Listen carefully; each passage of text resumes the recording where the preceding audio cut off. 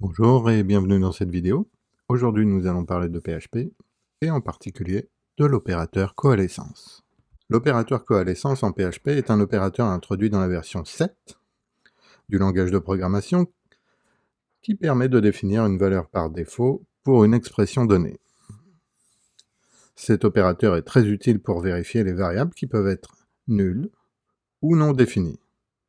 Cela évite les erreurs du type undefined variable ou trying to get property of non-object. Commençons par détailler la syntaxe de l'opérateur coalescence.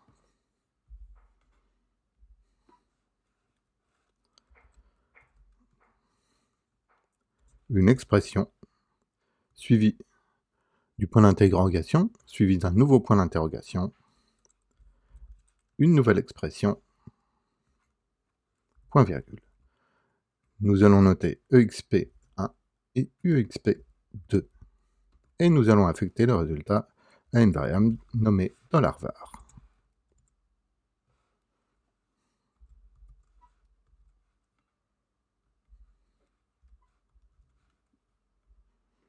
Voyons maintenant comment fonctionne cet opérateur.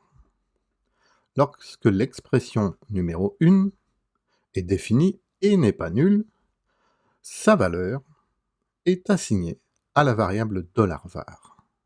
Par contre, si l'expression numéro 1, ici, est nulle ou non définie, la valeur de l'expression numéro 2 sera utilisée lors de l'assignation à la variable $var.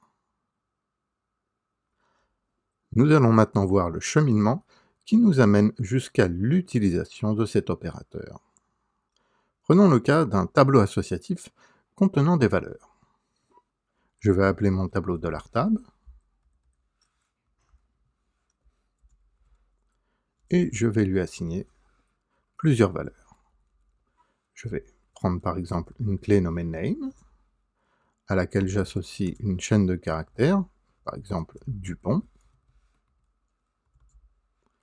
et une seconde clé que je vais appeler Earth, à laquelle j'associe une seconde chaîne de caractères, par exemple 2020-01-01. Maintenant, je vais tenter, à l'aide de echo, d'afficher la valeur d'une clé contenue dans mon tableau $tab. Et en l'occurrence, je vais tenter d'afficher la valeur de la clé email.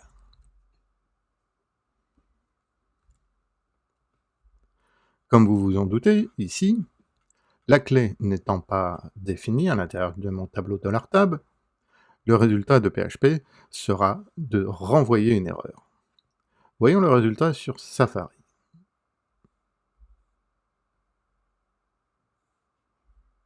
Voilà, j'obtiens bien le résultat attendu, undefined variable, exp2, et surtout, après undefined variable, array key email. Alors, je vais commenter la première ligne, parce que celle-là ne nous intéresse plus. Il est clair que pour éviter cette erreur, nous devons vérifier l'existence de la clé avant de tenter d'accéder à la valeur du tableau. Il est donc nécessaire d'écrire ce type d'expression. Si $tab de email est défini, nous utilisons pour ça la fonction is7, alors je fais quelque chose, sinon je fais autre chose. Ici, le but est de récupérer le contenu de $tab de email à l'intérieur d'une variable.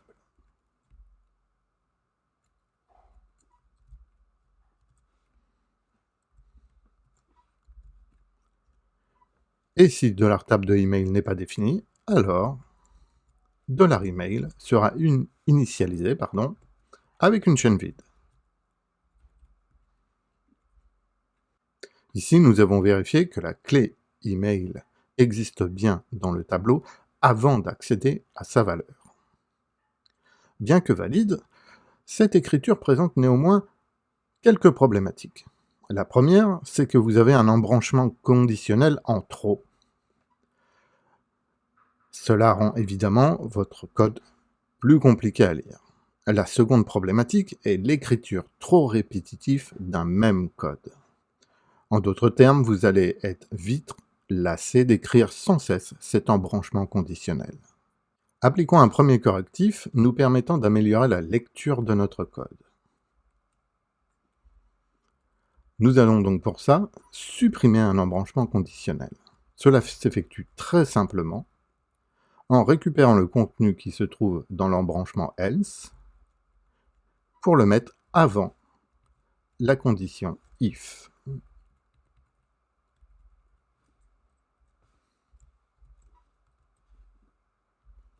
Si nous lisons cette partie de code, alors, dans tous les cas, $email est initialisé avec la chaîne vide, puis si $tab de email est défini, alors je lui affecte le contenu de $tab de email. Nous obtenons bien dans les deux cas le même résultat, mais cette deuxième version est plus lisible. Ce code est déjà plus lisible que le précédent, mais il est toujours aussi répétitif. L'idée est d'obtenir une syntaxe très courte permettant d'obtenir le même résultat. Une autre solution est d'utiliser la syntaxe ternaire. Utilisons maintenant la syntaxe ternaire pour écrire les mêmes instructions.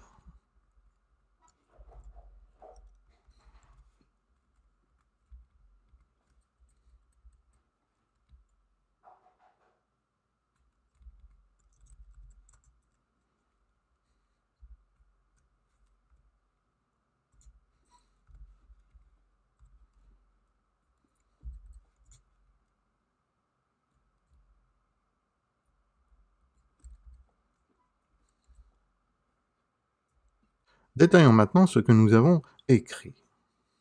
Pour rappel, le premier élément de la syntaxe ternaire correspond à la condition si, c'est-à-dire que c'est cette expression qui est évaluée. Puis, le point d'interrogation se traduit par le mot-clé alors. Et enfin, le caractère 2 points se traduit par le mot-clé sinon. Lisons ensemble l'intégralité de cette expression. Nous obtenons donc si $tab de email est défini, alors place à l'intérieur de la variable $email $tab de email. Sinon, place à l'intérieur de la variable $email la chaîne de caractères vide. Vous obtenez alors la même expression que précédemment, mais avec une écriture cette fois-ci plus concise.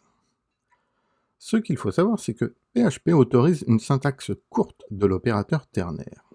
Elle s'écrit de la manière suivante.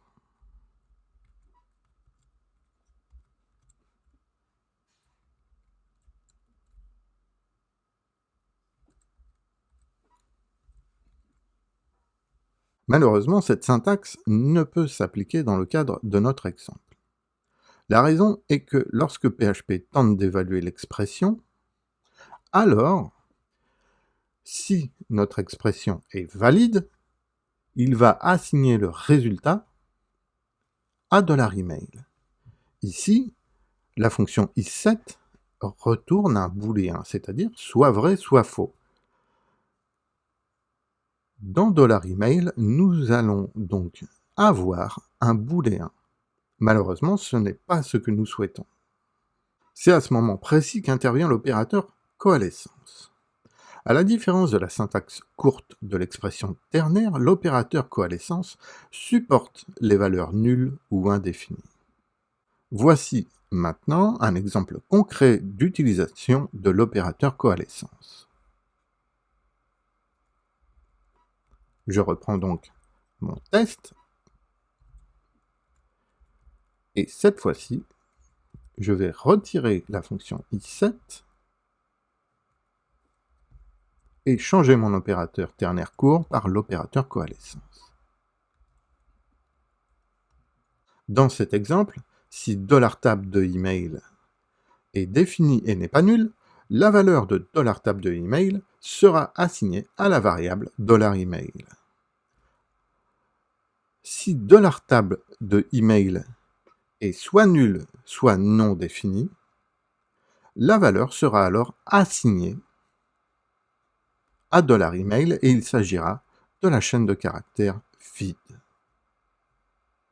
Nous allons tester ce résultat et cette fois-ci, nous allons mettre non défini. Puis, nous allons effectuer un affichage de $email. Je commente le reste.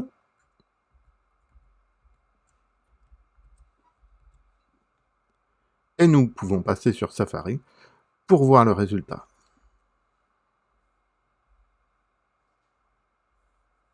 Ici, on a bien le résultat attendu, puisque $tab de email n'est pas défini. En conclusion, l'opérateur coalescence en PHP est un outil très pratique pour définir des valeurs par défaut pour des expressions. Il peut être utilisé pour éviter les erreurs de type undefined variable ou trying to get property of non-object. Son utilisation simplifie le code en offrant une syntaxe plus concise.